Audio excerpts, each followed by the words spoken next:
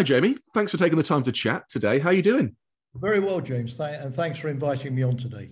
Not a problem at all. I'm sure you're a very busy man at the moment, especially with the tensions going on with NATO and Russia. And so it's really great to have you here to give us a little bit of, well, history into NATO and a little context in terms of what's going on with NATO, Russia, and Ukraine. But before we get into all of that, perhaps you could tell us a little bit about your own history and your own roles in NATO. Well, again, thank you for the invitation tonight, James. I was a member of the NATO International Staff for 38 years, so it was basically my life and my career. I started in 1980, 9 years before the Berlin Wall came down. The Cold War was, in fact, far from over, because in my early years at NATO, we had a major crisis with the Soviet Union over the deployment of intermediate-range nuclear weapons in Europe and massive peace demonstrations against NATO's nuclear weapons on the streets of Western Europe. So I had a fairly exciting start getting into that. Anyway, as I mentioned, I stayed for 38 years. So I saw the Cold War through, the fall of the Berlin Wall, the end of the Soviet Union, the collapse of communism in Central and Eastern Europe, and then NATO finding new missions to keep itself occupied, enlarging, and I know that's the theme this evening, to the former communist countries of Central and Eastern Europe, doubling its membership in the space of 30 years from 15 to 30 odd states, and also taking on so-called stabilization and intervention missions in the Balkans, Bosnia, Kosovo, Afghanistan, of course, where NATO stayed 20 years until recently, and air campaigns against the Gaddafi regime in Libya. So there was never a dull moment. There was always a sense that as soon as one chapter finished in NATO, another chapter opened. And I left in October 2018 at the age of 65, just at the time when the wheel was coming full circle, if you like, because NATO was swinging back towards a more familiar paradigm of competition, maybe even confrontation with Russia, the balance of power and the contest for influence over Central and Eastern Europe. So we're at a point now where you say that NATO has come full circle in many ways, but a lot of people are still surprised at this animosity between Russia and NATO. Is it the case that NATO was pretty much established as a means to try and counter or balance the power in Europe between the Soviet Union, the Warsaw Pact, and, of course, NATO powers, Western powers? Was that not the whole purpose Was that not the whole purpose in the first place? Was that not why NATO was established?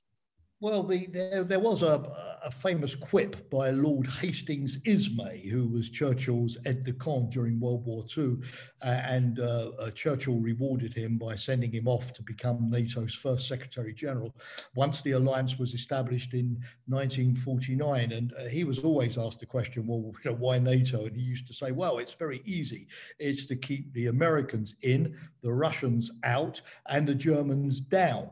And although it was a quip, there was a lot of truth in it, because NATO was the first alliance where the United States permanently engaged itself to upholding security in Europe. You remember after the First World War, the Europeans were hoping that the United States would do that via membership of the Covenant of the League of Nations, which was largely an American creation. But then the Senate in Washington turned its back on that particular dream of President Woodrow Wilson. And we all know that the United States lapsed into isolationism before the Second World War, and the Europeans were left to fend for security by themselves. So what was really unique after the Second World War was that the United States reversed a historical tradition of not being involved in European security affairs.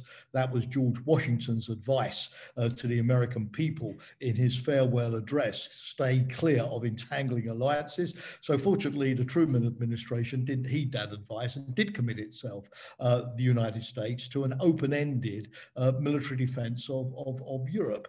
This was called for by the Europeans, who in fact absolutely did become worried about the growth of Soviet power after World War II. the fact that the cooperation during World War II, the so-called United Nations to defeat Hitler, quickly turned to animosity once the Third Reich had fallen, the way in which, of course, Stalin helped himself to large chunks of territory in Eastern Europe, but then also imposed communist regimes on most of the eastern part of the continent where the Soviet army was in occupation, right up to the border between, of course, East Germany and West Germany, as we know. And that was a violation of the Yalta agreements at the end of the Second World War to hold free and fair elections. So it wasn't so much that the United States sort of came imposing NATO on the Europeans, which is often the view that many people have. It was quite the opposite. It was really the French and the British at the time who were worried about their relative weakness, military weakness, vis-a-vis the Soviet Union, and who really wanted the United States to act as a balancing force. And frankly, the willingness of Washington, as I say, to go along with that. But when Hastings Ismay spoke about keeping the Germans down, that wasn't just a joke, because there was not only the worry about the Soviet Union, but particularly the French worry about a revival of Germany, defeated twice by France, and once again trying to reassert itself in Central and Eastern Europe. But unlike the trying to contain Germany, which is what the French had tried to do before the First World War and after the First World War, this time round NATO allowed the French to have a much better policy, which was to integrate Germany into an integrated military command structure where all of the German forces were not under German command, but under NATO command, with everybody keeping an eye on them, and for many years, by the way, subject to limitations too. Those limitations were not really lifted until after German unification in 1990. So there was a sense that at the time when NATO was founded, it sort of dealt with the three classic European security problems: fear of a major Germany, fear of Russian interference in European affairs, and finally the inability of the Europeans to find an effective balancing alliance system whereby they could do the jobs do that job by themselves. So that was really the genesis of it all back in the late 1940s. Just a coda or a conclusion. The Americans actually didn't anticipate that NATO would be a long-lasting affair. They originally wanted a treaty lasting only 10 years. Finally, the Europeans convinced them to go for a treaty lasting 20 years, which would have expired in 1969. But then they agreed that NATO, after all, was a good thing. I mean, the Cold War was still going on in 1969, and NATO had sort of proved a very cheap insurance policy for the European powers. It had made defense into a collective responsibility, and everybody agreed that that was a much better approach than the sort of individual efforts to guarantee security through, different entangling alliances before the Second World War. So after 1969, there was a general agreement to make the treaty a kind of open-ended affair. And therefore, it means that NATO has now gone past the 70th birthday mark, which makes it the longest military alliance in recorded history. It's now even outstripped the Athenian alliance against Sparta in the centuries before Christ. I mean, that's quite the achievement. So tell us, Jamie, what do you mean by collective security? What does it mean to be a member of NATO? What obligations and commitments do you make? Well, the idea behind collective security is, of course, people share the roles and the risks and the responsibilities of defense. So the basic deal is that you agree to defend an ally, and in return, the ally agrees to defend you. It's a kind of two-way street affair.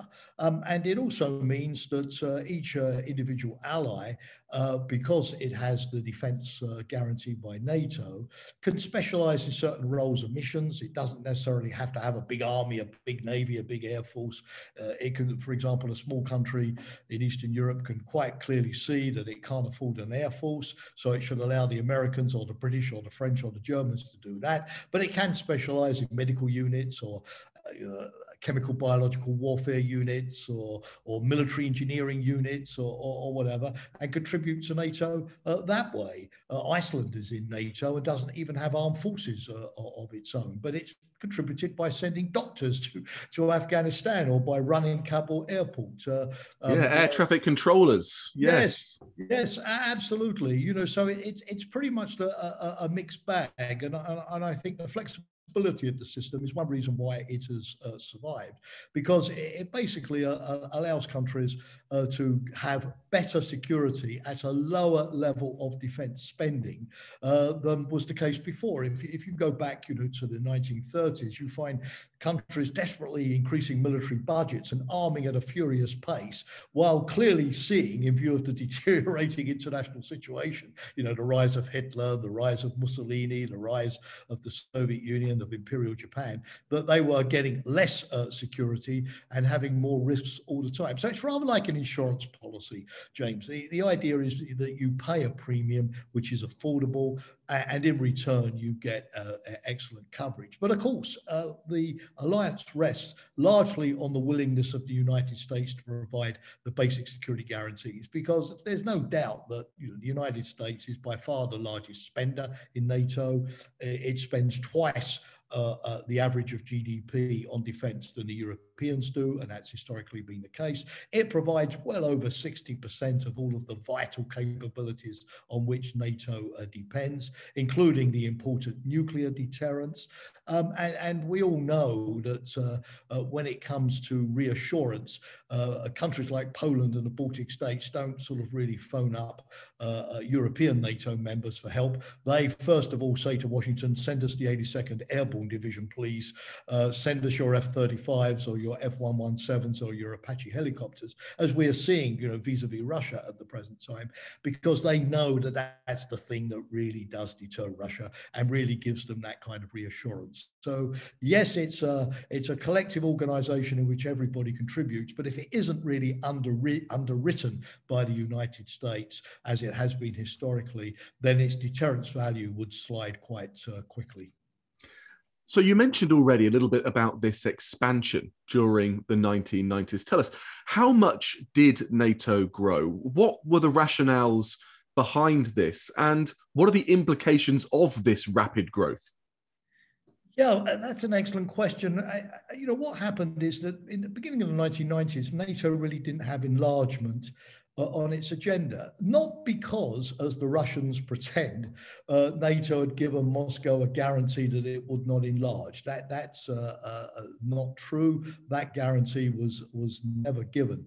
But it was because at the time in the 1990s, NATO was thinking that the future would lie in partnerships. Informal security partnerships, you know, military training, military assistance to the new member states of Central and Eastern Europe. By the way, many of those states also initially were attracted by the idea of going back to neutrality. For instance, like Sweden or Finland, or joining the European Union to have economic prosperity while not taking on the burdens or the risks even of a military alliance like NATO. But in the middle of the 90s, the mood changed because the countries of Central and Eastern Europe elected leaders like Havel in Czechoslovakia or Lech Walesa in Poland, who really sort of felt that you know, NATO had given the Western Europeans good protection. They historically had been exposed, you know, to Russia, to Germany, to other great powers, and that they wanted the same level of protection, you know, to join the Western club and have the same benefits that the Western countries had. So it wasn't that NATO, like a recruiting agent, you know, went around Central and Eastern Europe saying who would like to join. No, it wasn't that at all. It was the countries of Central and Eastern Europe saying, you know, this partnership idea is all very well, but it's second class as far as we're concerned. It's not giving us, you know, that seat at the table, that ability to have a voice, that ability to participate in decision making, that ability to be protected in a way that you guys in Western Europe have enjoyed.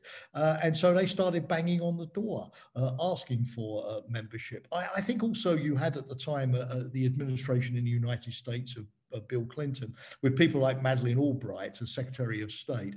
She had come from Czechoslovakia as a war refugee, and that generation had a sort of strong sense, not of guilt, but of obligation. You know, they felt bad about Yalta. They felt bad about the division of Europe and the inability of the United States to prevent that at the time. And they felt that it was a kind of historical debt to repair Yalta and the division of Europe by bringing these countries into NATO. The Russians clearly we're in a weak position in terms of being able to prevent that. But there was also a belief that, over time, it wouldn't really matter so much because, with maybe a few more zigzags along the way, given its historical legacy of not being a democracy, Russia would nonetheless also evolve in a democratic direction. NATO opened its door to Russia in the belief, maybe like you with your girlfriends in the past, where you say, the more you get to know me, the more you're going to find me lovable, and the more you're going to like me, kind of thing.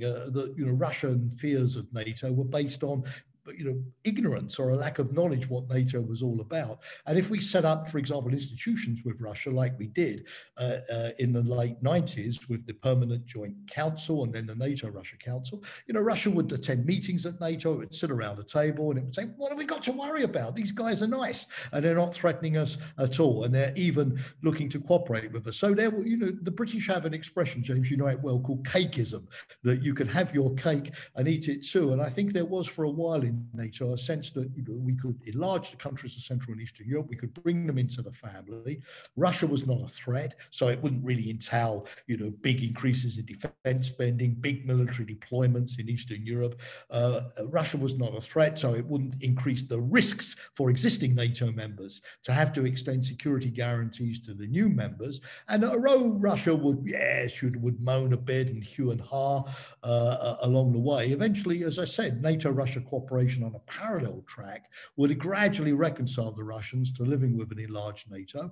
And indeed, NATO always said that Russia could be a candidate in the future. No guarantee, but that it could have the same perspective if it evolved in a democratic direction as well. So there were actual talks and possibilities of Russia potentially joining NATO one day? Well, they never sort of got down to any kind of negotiation, and Russia never formally submitted a request to join NATO or to start the process by applying for NATO's MAP, NATO jargon, Membership Action Plan, which is sort of slightly equivalent to the way in which you negotiate different chapters of EU accession in different areas before you can join. But I was physically present at a meeting with Vladimir Putin in Moscow around the turn of the century. That was the younger Putin, who was sort of less bitter and resentful about NATO and European security than he is obviously today. Putin was in a cooperative mood in those days. He was the first person to phone George W. Bush after the 9/11 attacks and pledge cooperation. We had Russian troops with us in the Balkans and in Kosovo. I even went to inspect Russian forces who were participating in the NATO peacekeeping missions, real peacekeeping missions, not the Putin type of peacekeeping that was then ongoing. We had a NATO information center in Moscow, a NATO liaison office. We were doing cooperation with the Russians in Afghanistan. They didn't like terrorists any more than we did. We were cooperating with Russia on piracy issues, across the board. And so that was a hopeful time. And Putin, at the meeting that I attended, said to the NATO Secretary General, tell me, what does it take to be a member of NATO? Maybe we're interested. So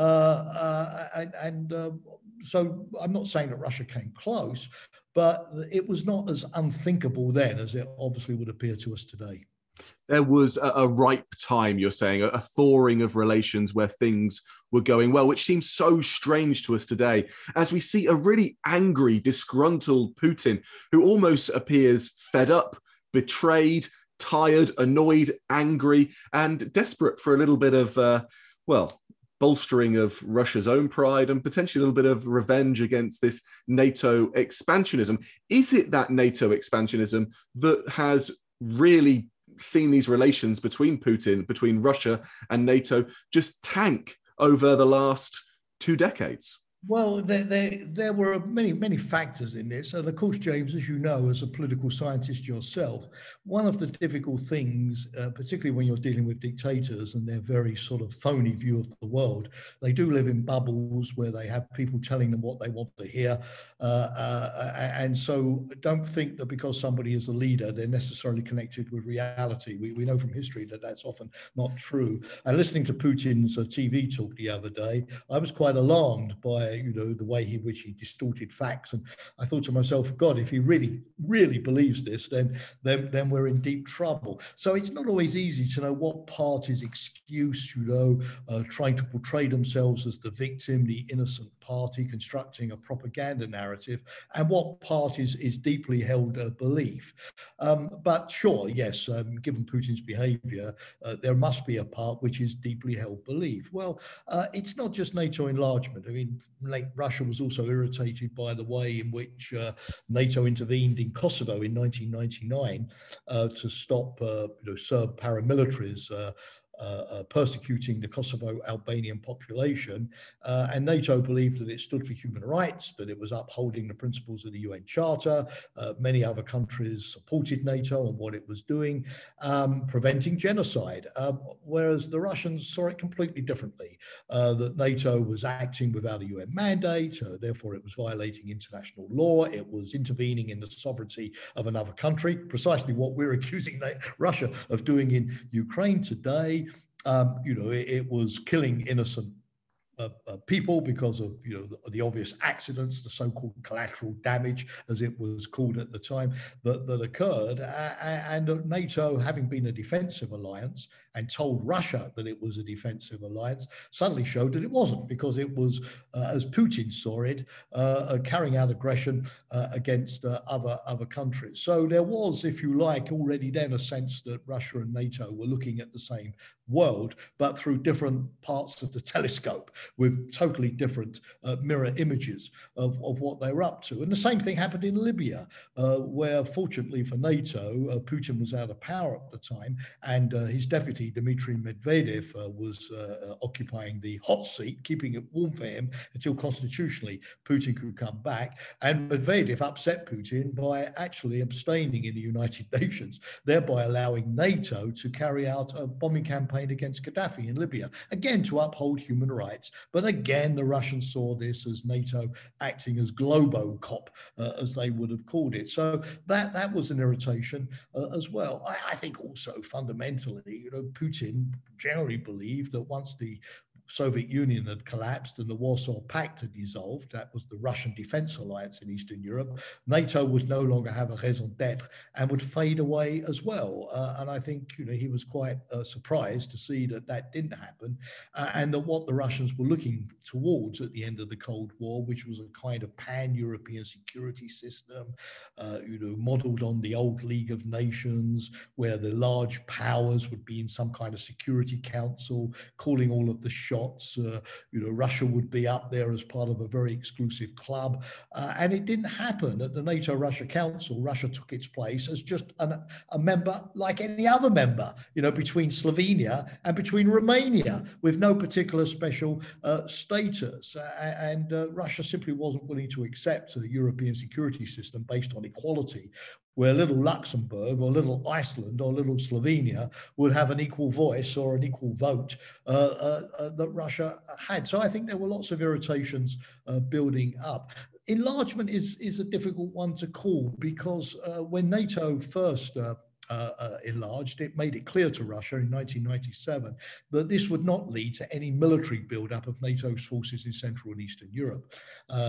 This became known as the three no's: no nuclear weapons, no combat forces, no foreign troops on the territory of the new member states. In other words, NATO was very conscious that it should show the enlargement to Russia as being about Eastern Europe politically moving west, and not about NATO militarily moving east. In fact, James, I can recall many times when defense ministers or foreign ministers from Eastern Europe states would come to my office and complain to me, Jamie, we've been in NATO for 15 years. This is one particular Polish foreign minister, I don't forget it, and all we've got to show for it is a virtual training center in Bydgoszcz. What he meant, where are the American tanks? Where's the divisions that we were anticipating? And of course, NATO deliberately didn't do this because it argued at the time that the real security challenges were not in Eastern Europe, but they were in Afghanistan or elsewhere. In other words, Eastern European countries joined NATO and found that they were being asked to go to Afghanistan rather the Americans were being asked to come to Warsaw or Vilnius or Tallinn and so on. So to be frank, it's only really in response to Russia's aggressive behavior that the situation has changed. It's only now, since 2014, when Russia illegally annexed Crimea and virtually sort of declared the age of cooperation to be permanently over. And more recently, with what you've seen in Ukraine, it's only now that that NATO has seriously started to think about defending its Eastern European members. Up until now, NATO has had just 4,000. That's hardly going to frighten Russia, forces in the three Baltic states and Poland, virtually nothing in Bulgaria or Romania. So what we have to try to tell Putin, although it's not an easy message to get over, he's rather like the pyrotechnic firefighter. He's the chap who sort of, starts all of the fires and then moans that he has to come in and put them all out. For example, Ukraine was pledged to neutrality before 2014. It wasn't looking to join NATO. It was only once the Russians started to bite off chunks of Ukrainian territory that they got worried and started to turn to NATO. So in a way, we're in a kind of difficult situation where you might call it a vicious circle, where what Russia does drives countries closer to NATO. Finland or Sweden have now reopened their should we join NATO debate, which certainly wasn't there a couple of years ago. So Russia does something aggressive, frightens countries that then come to NATO, and then Russia complains that NATO is getting bigger and victimizing Russia, so they have to respond even more aggressively to stop it. And I suppose the big thing now is how do we try, particularly with Russia, to break out of that vicious cycle, which is spiraling ever more towards a larger sort of confrontation. Well, Jamie, you've asked my final question. How do we do this? What does victory look like to Putin here? Or what at least would he accept as some sort of consolation to save face domestically and potentially to avoid a full outbreak of war in Ukraine? Well, yes. I mean, the point, of course, James, is nobody knows. And one of the big mistakes we always make is thinking that because we're rational, hopefully sensible, hopefully sort of semi-intelligent political scientists, at least trying to make, educated guesses, even if we can't always be right. But we sort of imagine that because we see the thing rationally and think, well, what's he got to gain by occupying Ukraine? How's that going to help Russia? What if he gets a bloody nose and loses a bulk of his army? What about the sanctions, which are obviously going to hurt the Russian economy? So yes, from our point of view, all of this doesn't seem to really make any sense, and we can't sort of understand why Putin is going ahead with it. But of course, if we're in his mind, as you said earlier, we're seeing a completely different view of reality. And of course, a different sense of what Russia's interests are. So we don't know what Putin is up to. I mean, I suppose, the hopeful sort of indication, although it's still very grave in what it represents, is that Putin will sort of claim some kind of Pyrrhic victory by recognizing the independence of these two enclaves in the Donbass, which are basically been under Russian control anyway since 2014. Russia has had lots of troops there, even if they haven't worn Russian military uniforms. And he will then sort of claim that that recognition is the victory, and then withdraw his forces from the rest of Ukraine. And it will be similar to what we saw in 2008 when he attacked Georgia, where he declared the sovereignty and independence of two parts of Georgia called Southern Ossetia and Abkhazia, left some troops there. They've been there ever since. But he's, I think, with Venezuela or maybe Cuba, the only country in the world to recognize those provinces. Even Belarus, his closest ally, and China don't recognize them. And we'll have a kind of status quo. Georgia won't be able to get them back because it would mean war, at least not yet. But the Russians have not made a step of, unlike with Crimea, to organize a phony referendum and then integrate them into Russia as part of Russia, which of course would make the crisis even worse.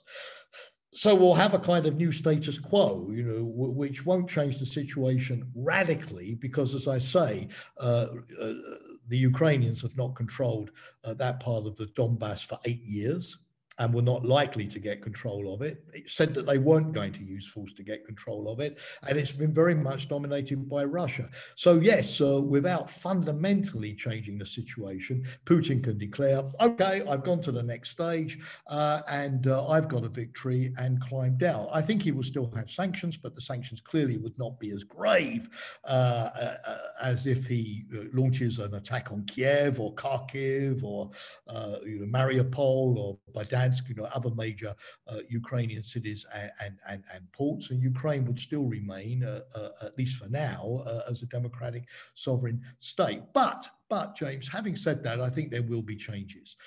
I sense that this time round, things are different. The West has really woken up in a way that it didn't before in Georgia in 2008, or even over Crimea in 2014, to the fact that Russia is now an antagonist that it does not wish as well, and is set on a path of confrontation. There will be more to come. Obviously, as long as Putin is in charge, we'll maybe get a breather over the summer, but then the next crisis is sure to come. NATO, as I say, will have to change its posture and strategy in Eastern Europe, because even if Putin stops this particular crisis, Russian forces will remain in Belarus and will be much closer to NATO borders than they were before. This will decrease warning time for NATO and make NATO allies in Eastern Europe very nervous. So NATO will have to change its posture, which obviously will not be received well in Moscow. Europe will have to look at decreasing its vulnerability on Russian gas and other Russian products.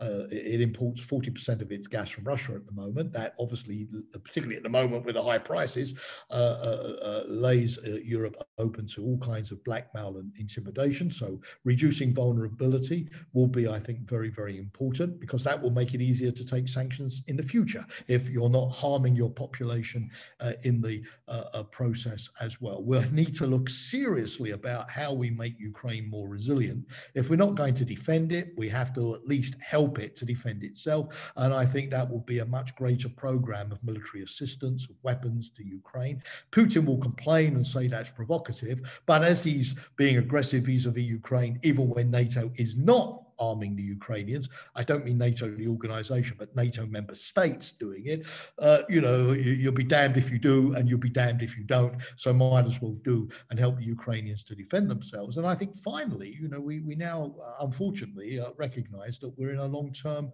competition with Russia, as we are with China. Hopes that we could sort of have partnership, or that you could have compartmentalized cooperation. Okay, we're arguing about Ukraine, but in Afghanistan we're cooperating, or on the Iranian nuclear file. So, let's be happy with that. But that's not happening, because we see Russia, for example, pushing the French out of Mali and the Sahel, interfering in Libya and in the Middle East, trying to frustrate the West globally, sending Tupolev bombers to Venezuela in Uncle Sam's backyard. We see a more, like in the days of the Soviet Union, a more generalized competition between Russia and the West, and not just, over Ukraine. We see Russia and China coming closer together, not yet a formal alliance, but what does that mean for the future as well? So rather like the Cold War, I'm not saying it's exactly the same, but rather like the Cold War, we're going to have a George Kennan, or a Pulnitzer, you remember those names, coming up with how do we deal with this country which has gone rogue and which has the potential to do us harm, and where we don't in the immediate have many levers of influencing its future behavior. How do we deal with this sort of rogue, which unfortunately is big and powerful and well-armed, in a way that can sort of take us safely through this period of confrontation without a war, until, rather like in 1990, the miracle of change is, once again ignited, old totalitarian regimes fall, and we have a chance to map out a better future.